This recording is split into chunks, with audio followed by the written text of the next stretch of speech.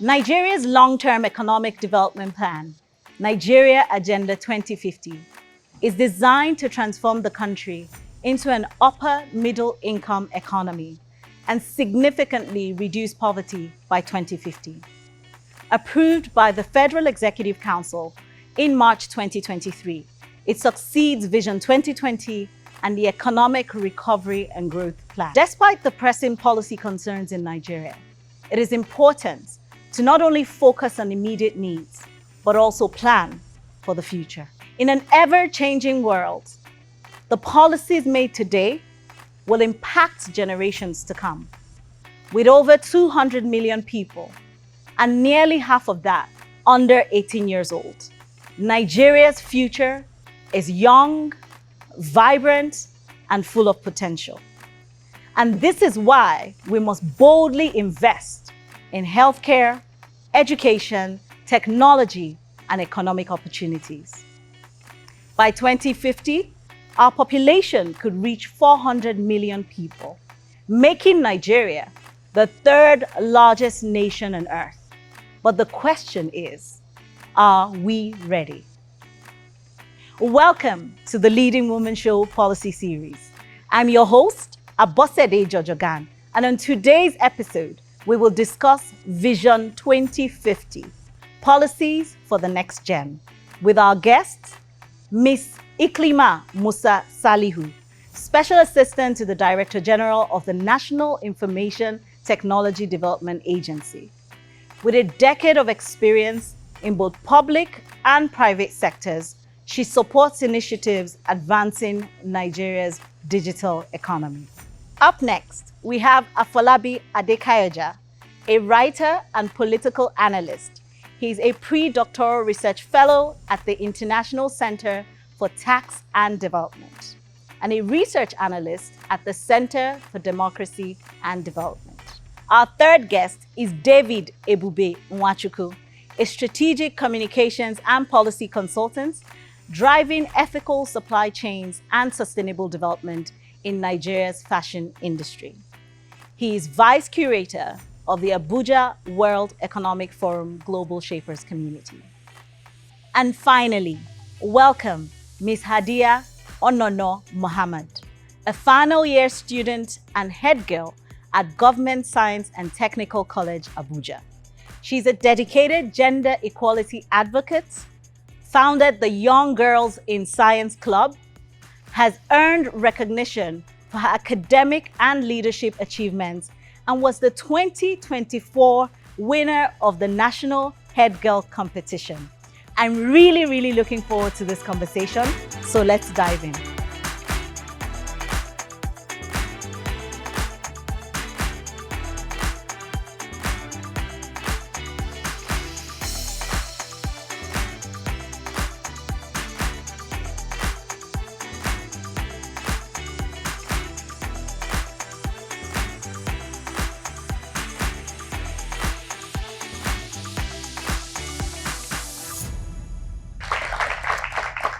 So welcome again, and thank you so much for being here. Today, we're going to be talking about Vision 2050, Policies for the Next Gen.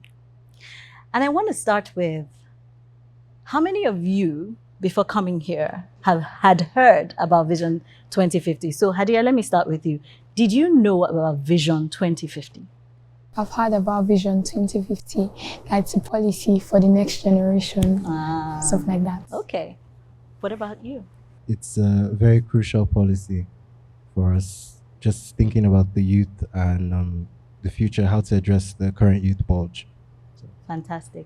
What about you, Afolabi?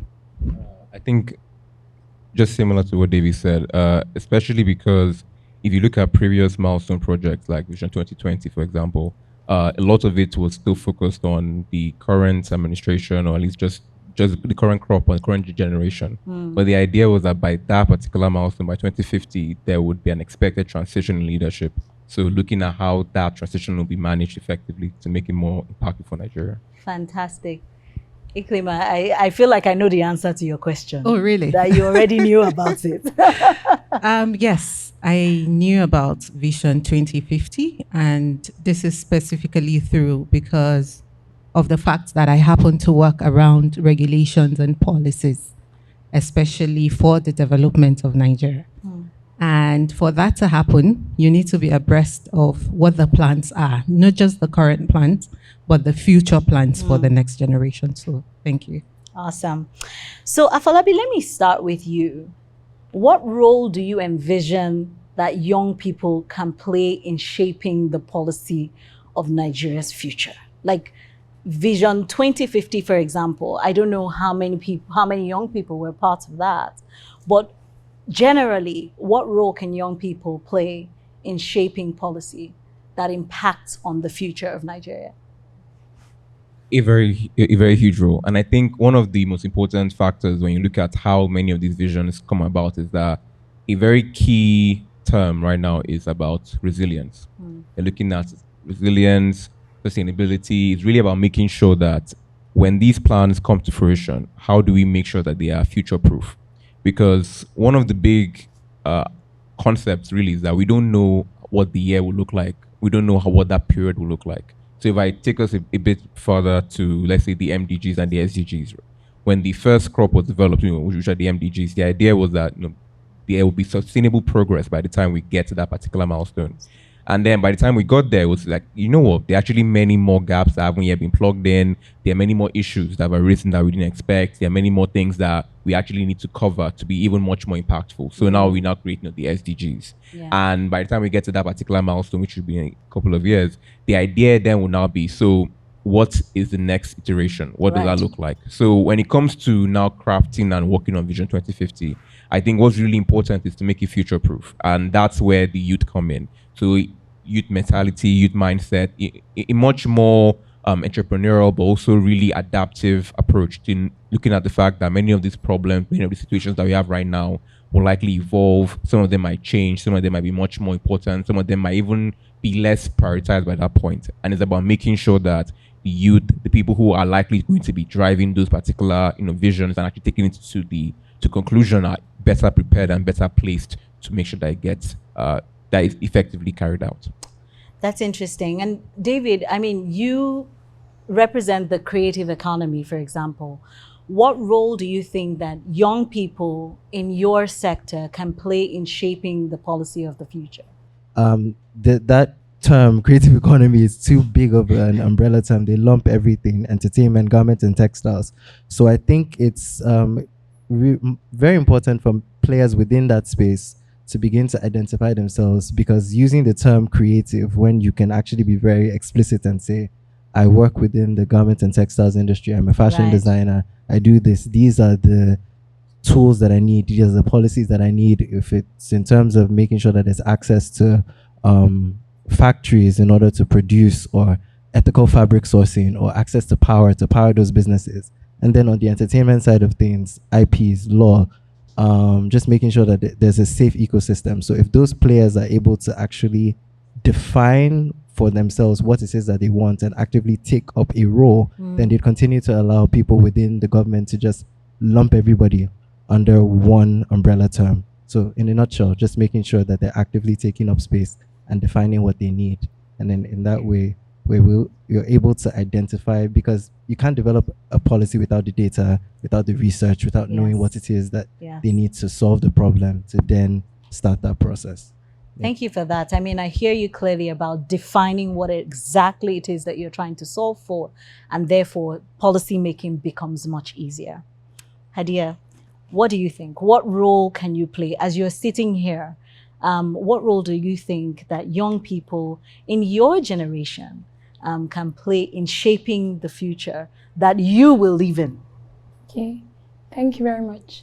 So as a student, as a year 3 student, I feel like we, the young youths, have this great creative and entrepreneurial mindset, in the sense that a lot of students, a lot of my mates in my school, a lot of youths in my school have the ability to think outside of the box, to create solutions for a lot of problems that even the elderly cannot solve and stuff like that. So I feel like if they are recognized, they can actually play a crucial role in our economy.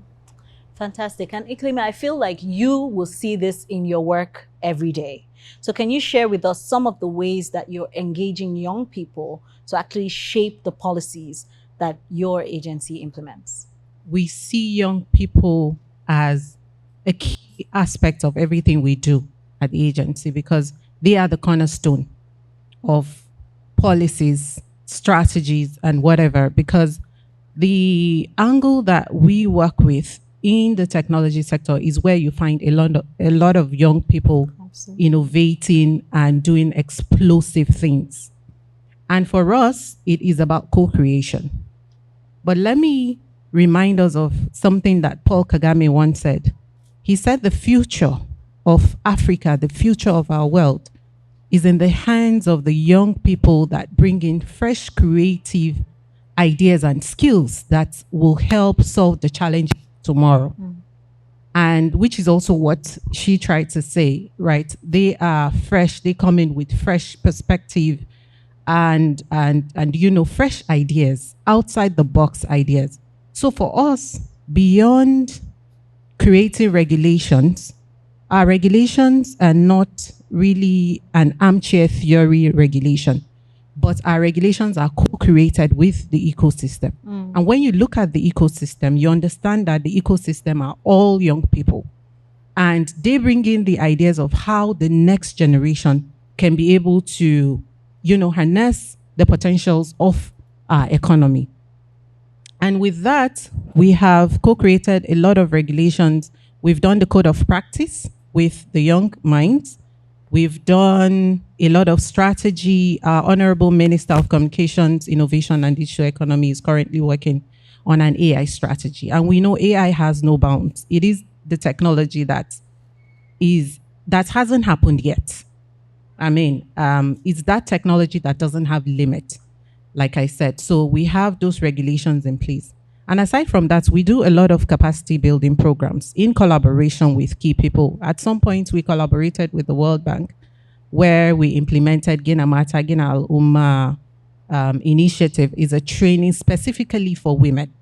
We have also been doing some trainings around digital literacy and talent development. I don't think there is anybody here that doesn't know about the 3 million technical talent from NIDA and from our ministry as well. That is to help young minds create innovative ideas and also to position them for the workforce of the future.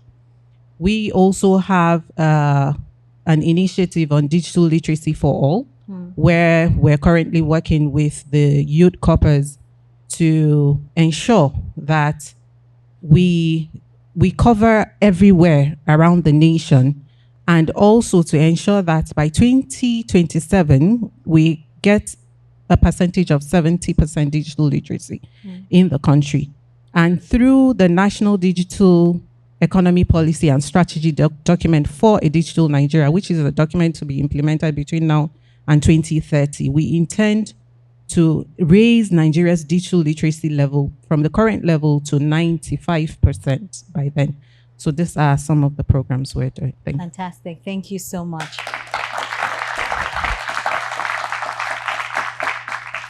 So I want to talk about specifics.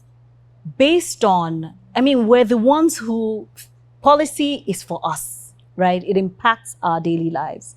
So I want you to think through a policy that you really believe is needed and urgent for us to actually see that future that we all desire.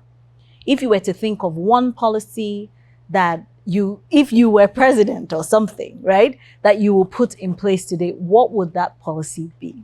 Afolabi? It's very possible that our answers will likely be tied to the work that we do. And a lot of my work is on democracy and development, especially looking at civic engagement and then trying to bridge that gap between development practices and democracy. I think a lot of the policies that I'm looking for are really policies that try to ensure that there's better accountability and also a better awareness of where leadership and where responsibilities are. So just a very quick segue. One thing that's going on right now is a lot of discussion around federalism. So the way that the federal government has certain responsibilities and then states having all their responsibilities and then local governments, especially with the recent bill. So one thing that I would be really keen on seeing will be making sure that different tiers of government are better equipped and also better held to account to ensure that if I'm looking for who's meant to take the trash out of my house, it's meant to be this particular level of government, this road, this particular level of government, defense policy, that particular level of government.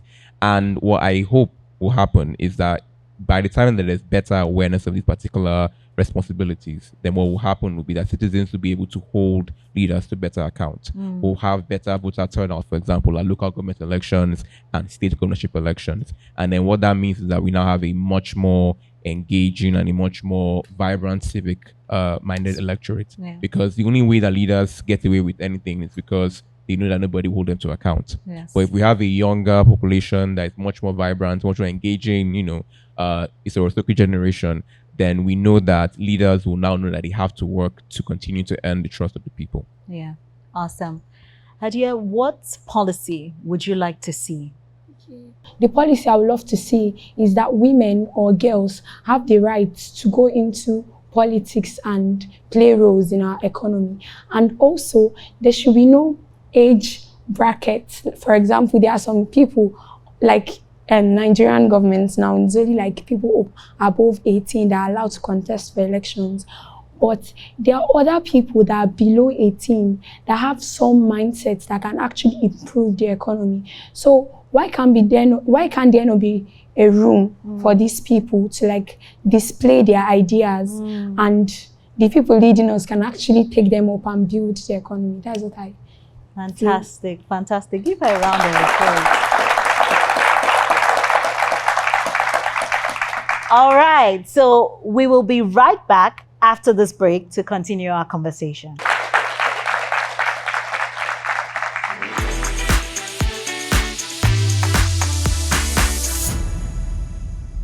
Welcome back. Let's jump straight into the next part of the conversation.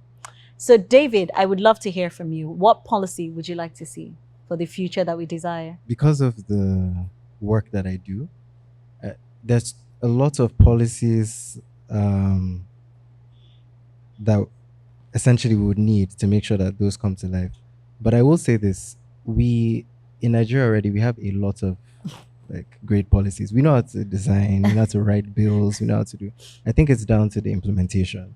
I'm not really a big fan of just pushing out new things when what we have already has not fully been implemented. We have, the low-hanging fruits, the Child Rights Act, Yes. the VAP bill, not all states have domesticated it, right? We have so many other policies and bills that are yet to be formally adopted at the subnational level. I feel like instead of thinking of maybe anything new, what we have already, because so many issues that we have, they're layered, like so many things. So you could have a particular issue such as unemployment, and then there's so many things, policies around education that affect that, access to opportunities, skills, access to funding, access to. Then there's also the gender component. She mentioned, even in terms of like women participating in politics and elections and representation, even within the government. So those are a lot of the things that I would say I would want to see. What we have already, Yes. please let us implement it. Let us adopt it. Let us harass our governors, our speakers, because the people who we have at the National Assembly hold a lot more power than we think. A lot of people just look straight at the presidency and sometimes at the governors. I mean, governors have a lot of power, but then the people who are pushing for certain bills, there can be a bill passed today and It becomes law. It becomes law.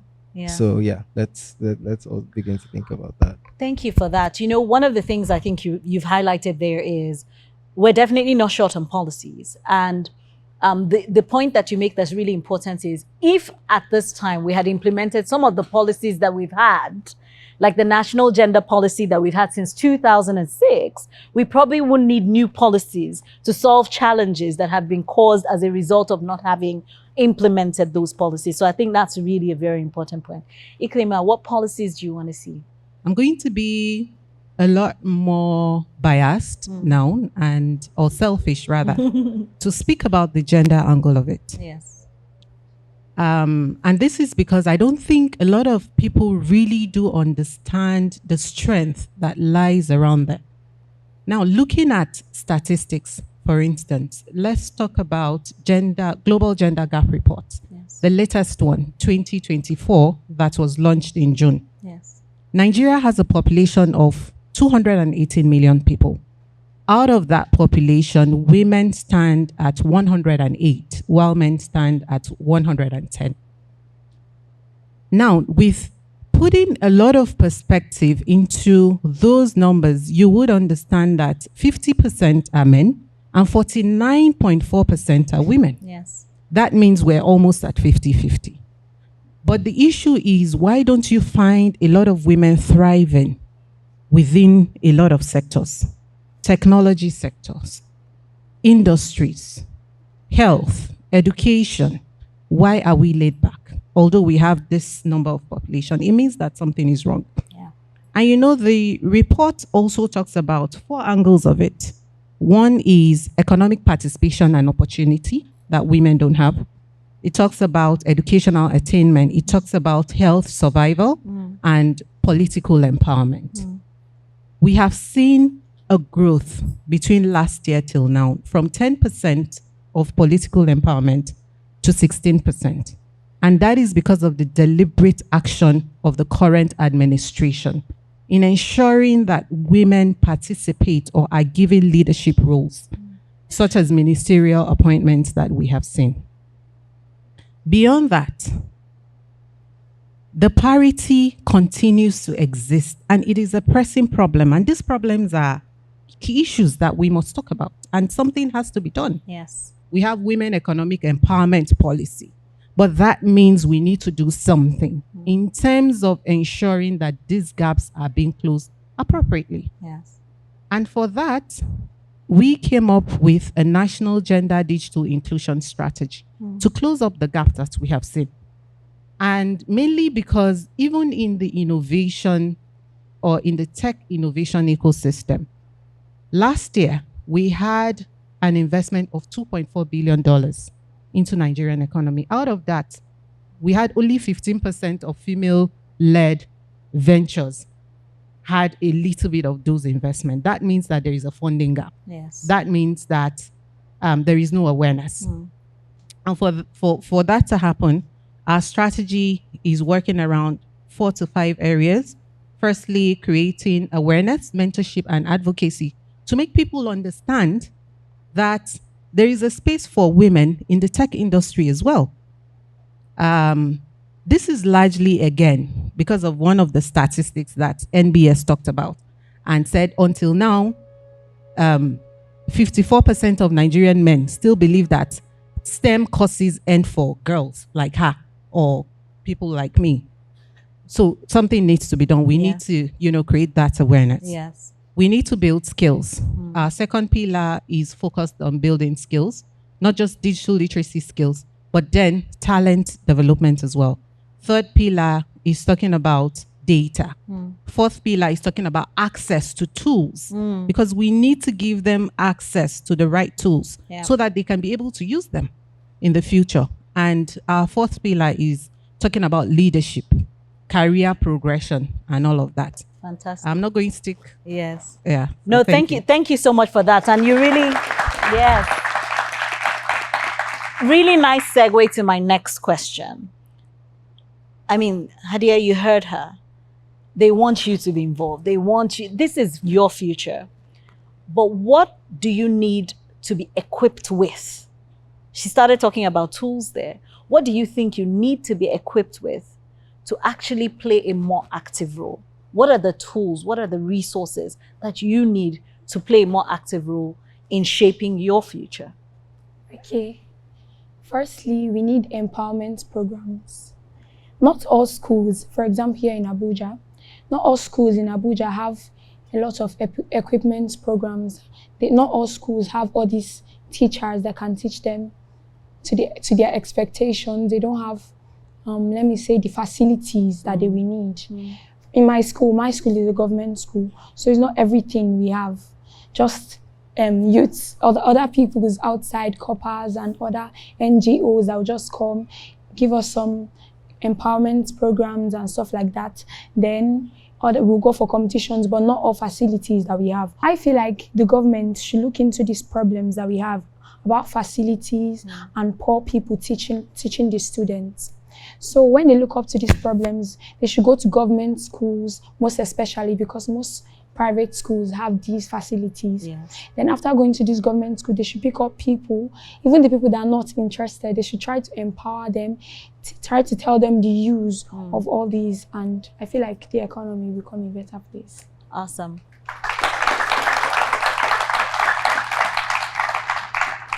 All right.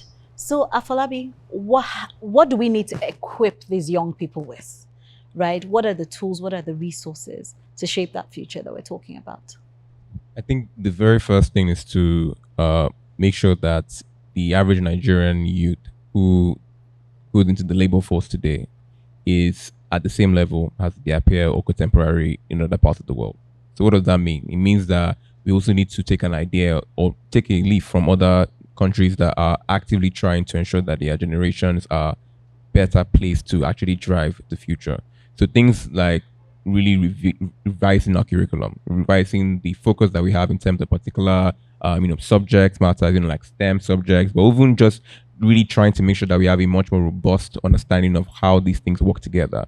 One of my friends actually does, he's a DJ, and what he does is that he actually creates the entire beat system through AI. So he doesn't actually sit down and start looking through all the different songs and catalogs, but he actually uses AI to create his playlist, and he hasn't gotten any complaints so far. So it's one of those things where there are different ways that we can apply many of these new tools that many people don't ordinarily look at immediately.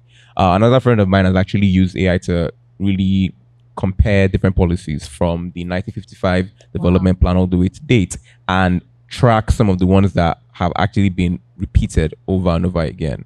And I think there are many innovative ways that we can really try to change mindsets.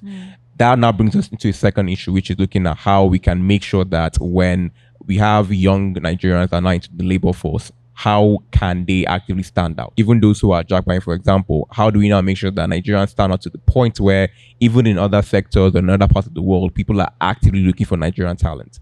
There was a period, and I'm not sure if it has even changed, but there was a period where the leaders of some of the top tech companies in the world that were based in the US were from India. And not only were they from India, they also studied in India. So it's one of those lessons where, well, clearly, if there's something that's going on that can, export such talent, then we can actually try to replicate it here as well. Because then that also builds the capacity, builds the ability to actually stand out and also bring back that level of support to future generations. It's really about making sure that, look, there's that level of intentionality, there's that level of support, and there's that platform that lets anyone know that whether you are from Lagos or you're from Kafanchan or wherever it is in the country that you are from, as long as you work hard, that your country, your state is actively trying to support you.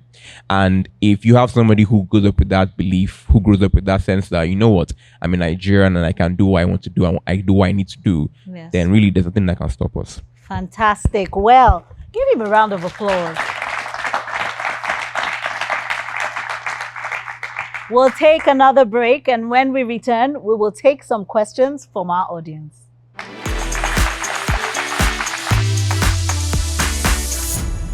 Thank you very much. Sincerely, I have never heard of these policies until now. So how do we go about creating more awareness, especially for the younger generations?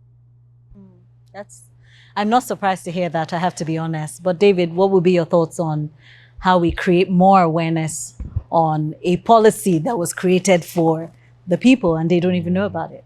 Yeah, that's so I have like two answers to this. I think the first one would definitely be effective policy communication.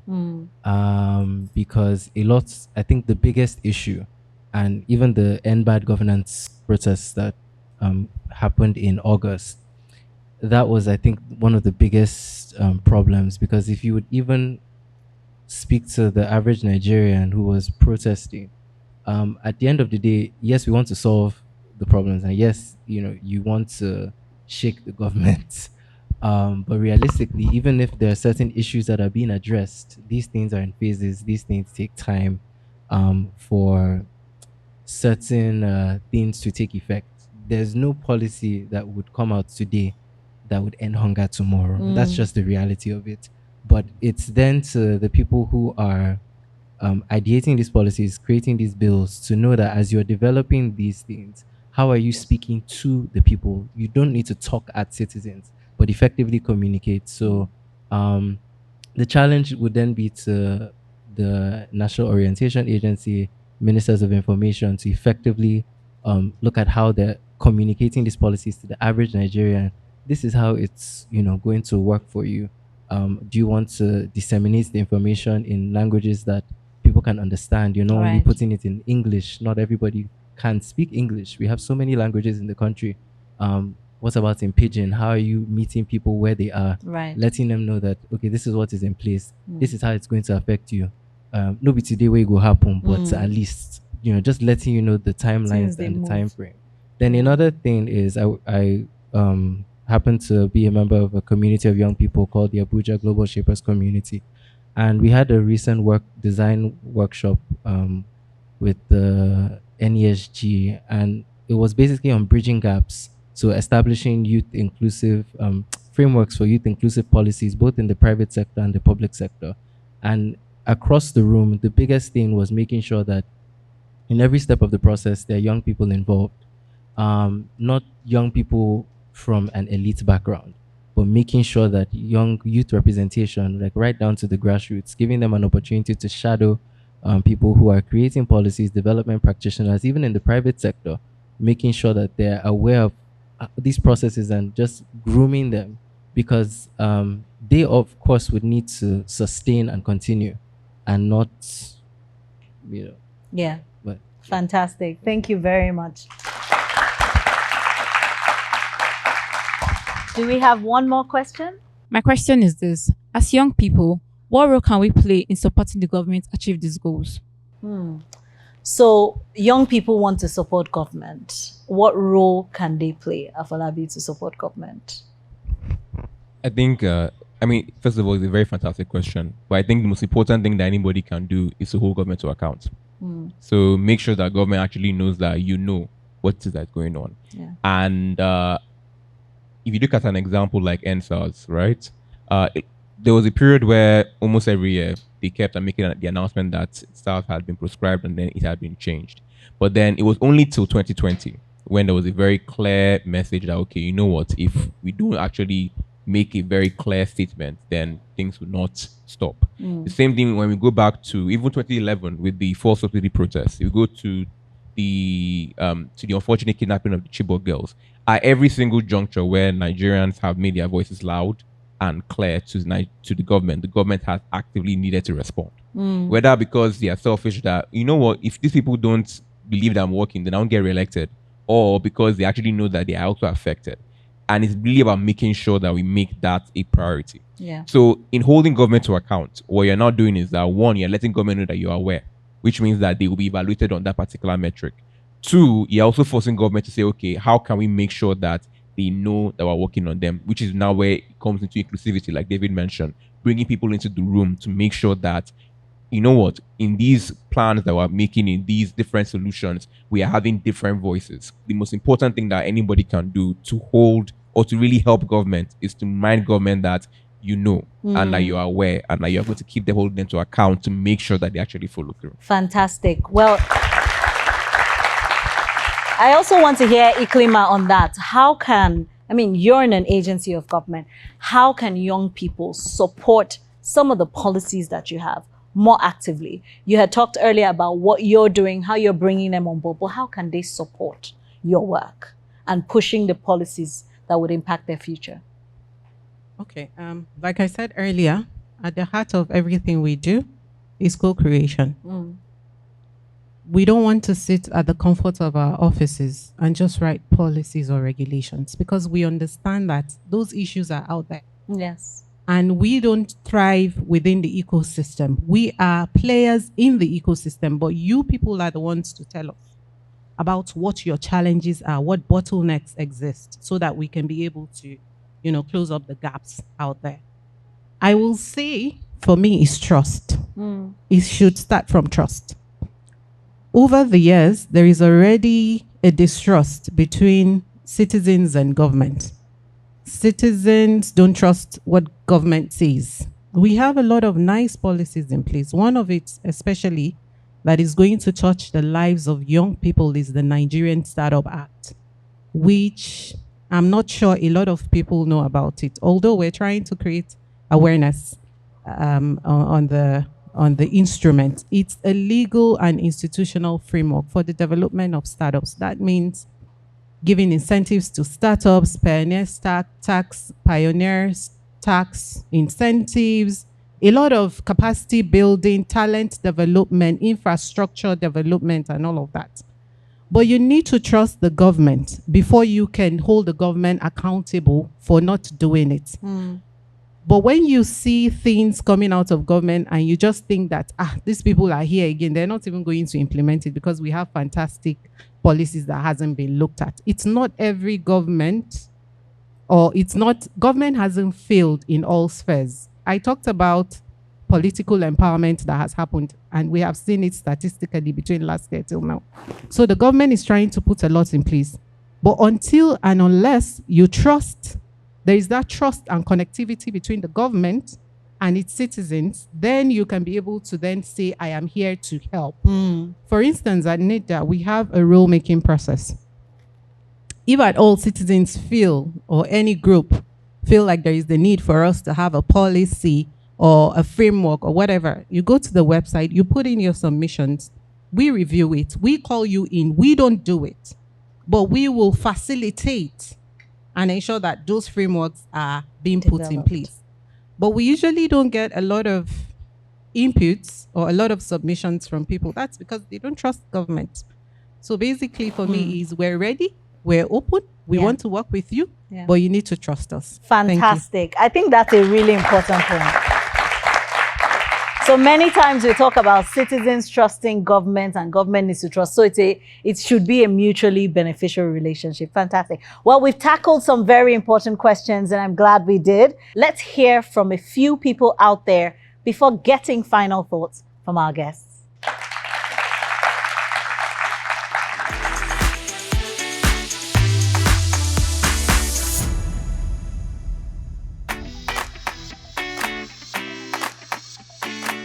Yes, I think so, because gradually everything will get better and more favorable to women, and both gender will have an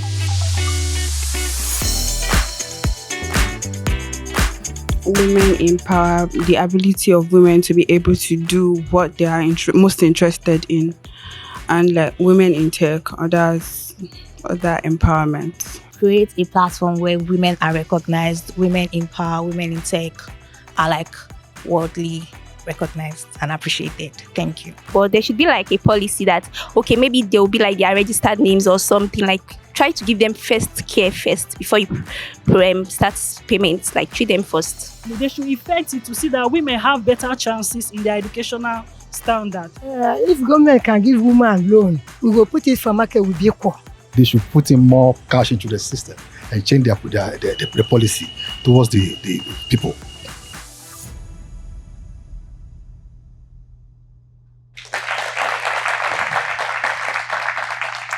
All right, we're back, and today we've been talking about Vision 2050, policies for the next gen, and it has really been a great conversation. But I want to get your final thoughts. How can we ensure that indeed Nigeria works for its future generations? Thank you very much for that question. Firstly, as I've been saying earlier, gender equality. So in the next 10 years, in 2050, I would love to see our country is free from gender inequality. Women that are out there, they will even be the president of Nigeria. Yes. So women that are governors, ministers, and stuff like that. There will be no discrimination. There will be no culture that will be saying no to women ruling or standing up for their rights and stuff like that. Fantastic. David, what would be your final thoughts? Basically, youth inclusion and participation, because it's one thing to include people, like bring them into the room. I don't know how many young people here have been brought into rooms to fulfill quotas, but they don't want to listen to anything that you're saying, or they're not, maybe they're listening, but they're not taking notes, and it's not something that will be implemented. But youth inclusion and participation, because it would surprise you when you do allow young people to actively participate in whether decision making, community building, community strengthening, whether it's in the government, whether it's in the private sector, wherever it is, that we have some sort of industry or some sort of space where the outcomes are for people to thrive. If young people, and especially young women and girls, have that opportunity to have their voices heard, documented, and accounted for, then I think we'd have an equitable society, and we'd be able to at least get to a proper place by 2050. Fantastic. Afolabi? So interestingly, they both took the answers that I was going to say. But I think they also took me to the direction, which is that we should have more platforms for dialogue like this. You know, having different people in the room who can actually bring their different lived experiences and their different, thoughts to really help to make it much more robust. I think the more spaces we have for these kind of conversations, very necessary ones, the better we'll be more informed about how we can actively contribute, and the better that we can really achieve and even go beyond Vision 2050. Fantastic. Iklima, what do you say? Okay, I would say inclusion, equity, economic vitality. Between now and 2030, Africa stands to gain $316 billion in its economy. That's if women come to parity with men's participation. For us to achieve that, we need to look at the demography that hasn't or has been ignored for a while. And for you to talk about that, you need to talk about youths and women. Between now and 2050, we're talking about Vision 2050. Our population, we're on the trajectory of growth, and our projection is around 400 million. That's correct. And that means putting a lot of pressure into our existing system in terms of health, in terms of education, in terms of employment. Deliberate action has to be done, targeted approach. We must, prepare for the future of tomorrow. So I would say we need to bring in the right people to the table. Women have to have a spot in decision-making tables, as well as youth. Awesome.